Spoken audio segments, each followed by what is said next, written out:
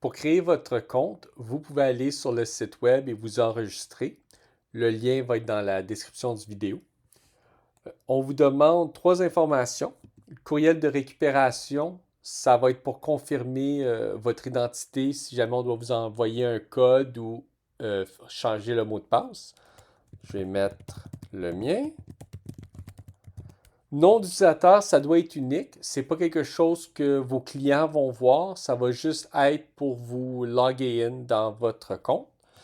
Je vais mettre démonstration. Mot de passe, ça peut être très simple parce que comme vous allez voir plus tard, on a d'autres méthodes de sécurité. Alors, on va cliquer soumettre. Mon compte a été créé, parfait. Alors là, j'ai mon iPad ici. Je vais me loguer in. Alors, c'est démonstration et mon mot de passe. J'appuie sur connexion.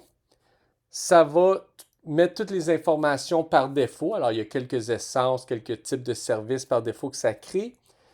Euh, Autorisation, on voit que je suis l'administrateur. L'utilisateur qui a été créé par défaut, vous allez probablement vouloir le changer le nom. La langue, et puis ça va toujours télécharger mes images. Alors, mettre ça d'accord. Première chose, je vais juste changer un petit peu mes travailleurs. Au lieu d'être le nom du iPad, je vais l'appeler Benoît. Puis on pourrait mettre les autres informations plus tard. Alors, maintenant, si vous voulez vous créer pas nécessairement vous créer un autre compte, mais ajouter un autre appareil. Alors, je vais ouvrir mon iPhone. Encore le même écran. Je vais mettre mon nom, démonstration et le mot de passe, connexion. Cette fois-ci, ça ne m'accepte pas automatiquement. Ça l'attend que je sois vérifié par un des propriétaires de l'application. Ça, c'est pour faire en sorte que si jamais quelqu'un figure c'est quoi votre nom d'utilisateur, il ne peut pas juste infiniment essayer des mots de passe puis avoir accès à tous vos clients. Pour que n'importe qui soit accepté, vous devez soit euh, l'accepter vous-même dans votre compte ou qu'il ait accès à vos emails. Alors, nous, on va faire l'option que vous l'acceptez. Alors, dans vos icônes en haut, il y a compte ici, qu'on peut voir que mon iPhone est en attente de se faire autoriser. Si je ne le veux pas, j'irai à supprimer. Ou je peux lui donner un pouvoir, soit juste de voir, soit de juste éditer, ou administrateur qui a les options de voir la corbeille et tout et tout.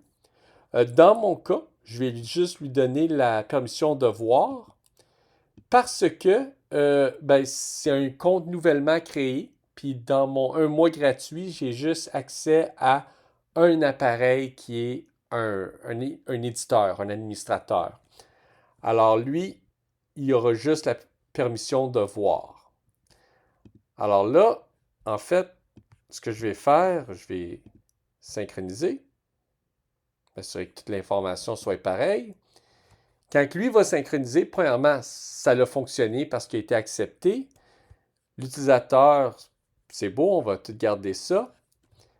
Là, les deux sont sur mon compte. Alors, si je me crée une job, je vais aller me créer un nouveau client. On va l'appeler John Doe.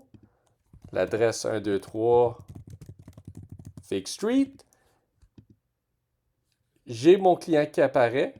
Si je synchronise, oh, j'ai pas pesé. Si je synchronise et que le iPhone y synchronise, on va avoir l'information de partager. La raison qu'on doit peser synchronisation et que c'est pas automatique, c'est parce qu'on veut pas nécessairement taxer votre Internet, surtout que souvent vous n'allez pas être sur le Wi-Fi quand vous travaillez sur le terrain. L'iPhone, qui est juste en mode visionnement, n'a pas autant d'options que le iPad. Alors, si je clique sur mon travail, j'ai l'information, mais je ne peux pas le modifier. Je peux juste faire des petites modifications comme ajouter des notes. Alors, par exemple, ici, je pourrais écrire quelque chose, changer les icônes, mais pas une belle couleur.